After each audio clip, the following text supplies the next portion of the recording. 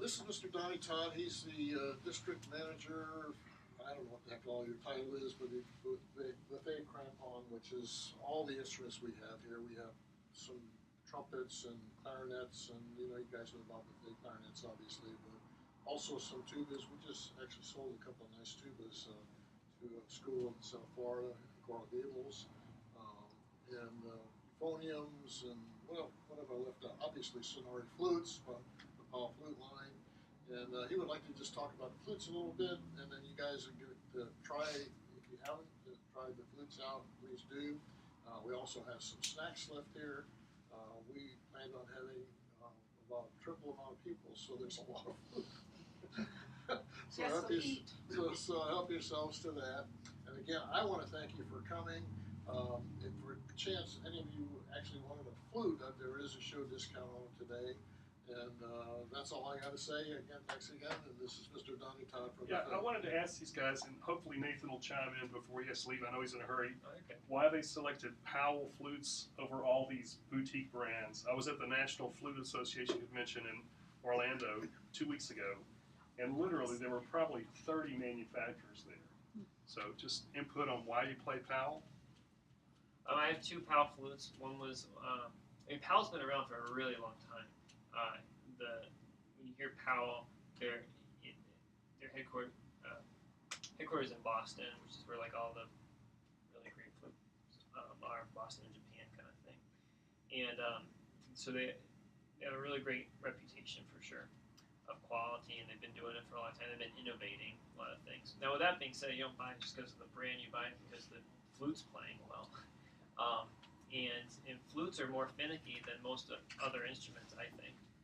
And so you got to find the instrument that's playing super well, and you got to match it with the right head joint, all that sort of thing. But I played one in high school when I was lucky enough for my parents to help me get one of those. And then a few years ago, I got this one, which also happens to be a Powell. I wasn't looking for a Powell necessarily, but it was playing very, very, very well. And when you're talking about these flutes or this flute that I have, they're expensive. It's not fair that we have to spend all this money on flutes. It's ridiculous, especially compared to some of the only people that have it worse than us are the bassoonists. We can complain, except if you're in a room with a bassoonist, then you have to like be quiet. But they get to be super expensive because of the materials that are used and the craftsmanship that's put into them. And then even if you step up to a next flute, you might think, all right, I spent all this money on my next flute. It's probably indestructible. And it's usually the opposite.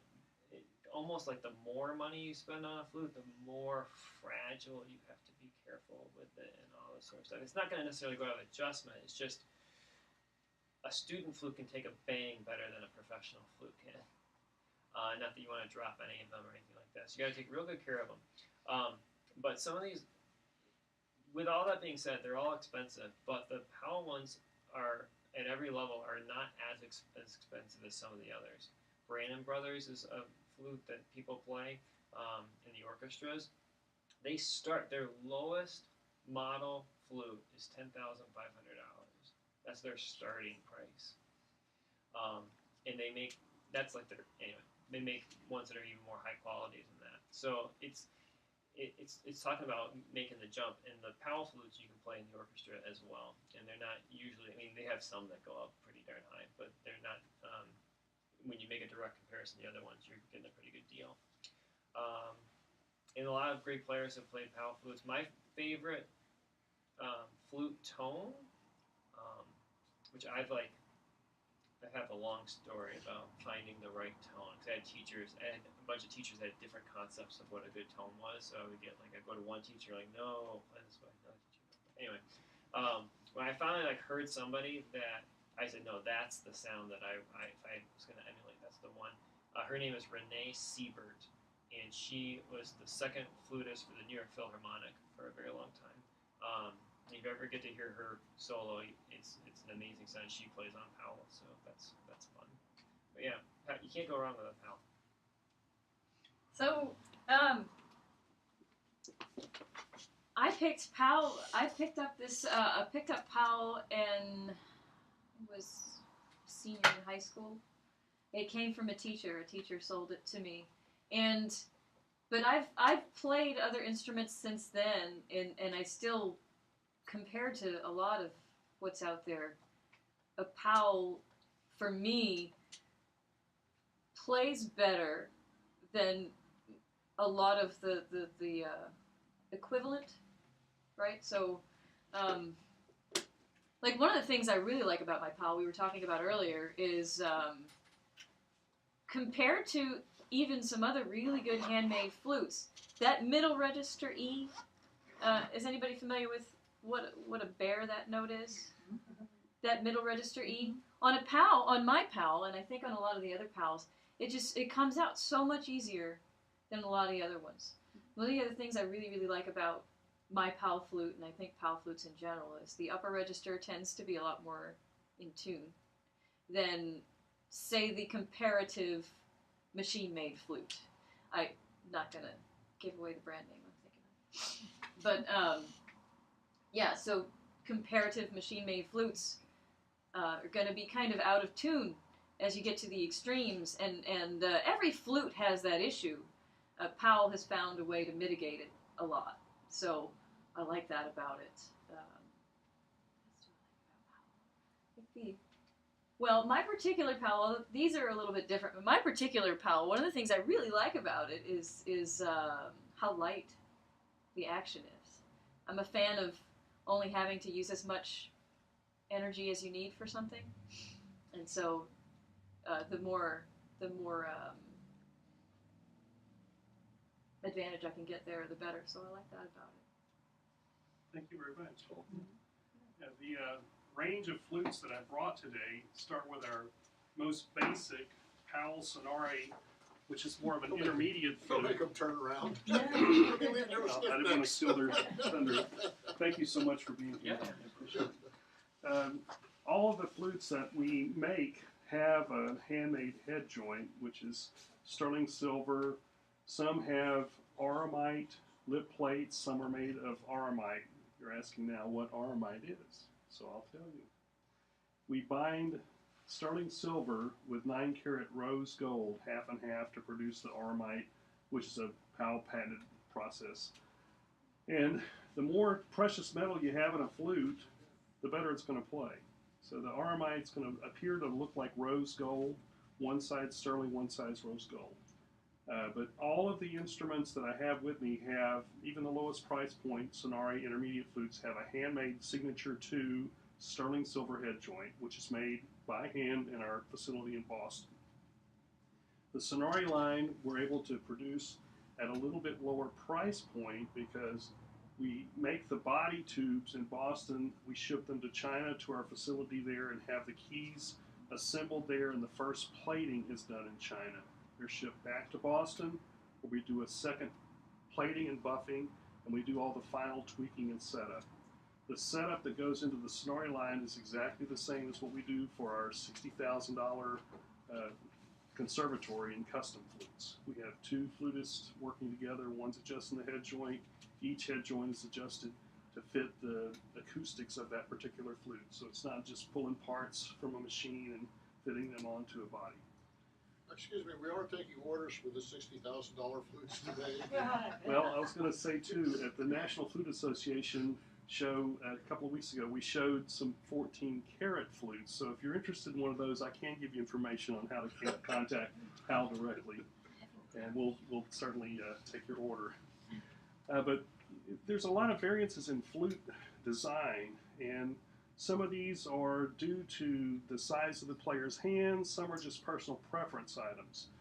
In the Sonare line, the 500 series has a lot of options. You have a nickel silver body tube, but you get to decide if you want the B foot, offset G, inline G, a split E mechanism, which is even better for stabilizing the note E that you referred to, and then the head joint options.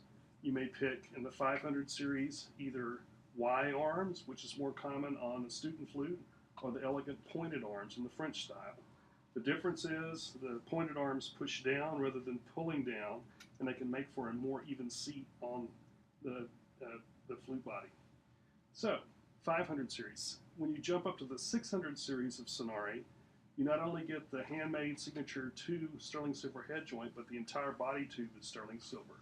The keys and mechanism are Y-armed, and they have a few options within the 600 series, but if you want the pointed arms, you go up to the 700 series, which has the white gold springs that you were referring to on the touch of the instrument, the action.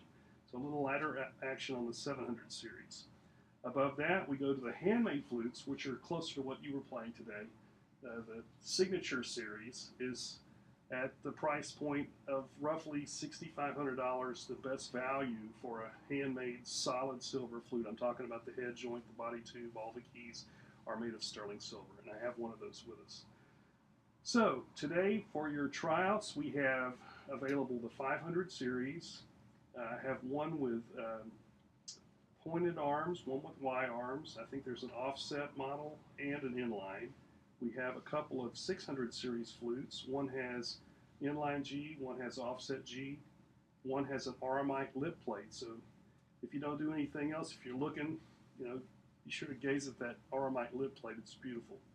And then I have the one signature flute with just a standard head joint that's sterling silver. The lip riser is also very important. All the flutes with a signature 2 head joint have sterling silver risers and a sterling silver cap, or crown rather. Questions about the flute line? Hope I didn't give you too much information. Yeah. If you need pricing, Bill has some little placards out there for each of the flutes, but the final price is between you and Mr. Bill. No pun intended. So glad to be here today. I've got brochures. There are bookmarks back there with fingering charts. Feel free to take as many as you want. If you're a teacher, I'd like to talk to you and get your contact information so I can keep that for my records. We do have also back there some download cards for our play-along app called Urban Play. Urban Play is for all instruments. You can download it for your smartphone or iPad or other device. It's available in Google Play or the App Store at no charge. And the way that works is once you've downloaded the app, you select the key, an instrument. For you is flutist, key of C, flute, and then you can download a tune.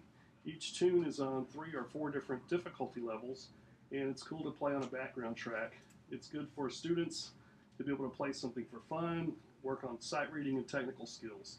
If you advance past level 1, there's another level you can go to. If you're having trouble with technical passages, you can loop it too and repeat the same technical passage over until you master it. So it's a lot of fun. Even if you play trumpet, this is something that's applicable. So yeah, I know we got a trumpet player back there. Any questions for me? Well, thank you so much again, Celicia. Feel free to try the flutes. We're here to answer questions.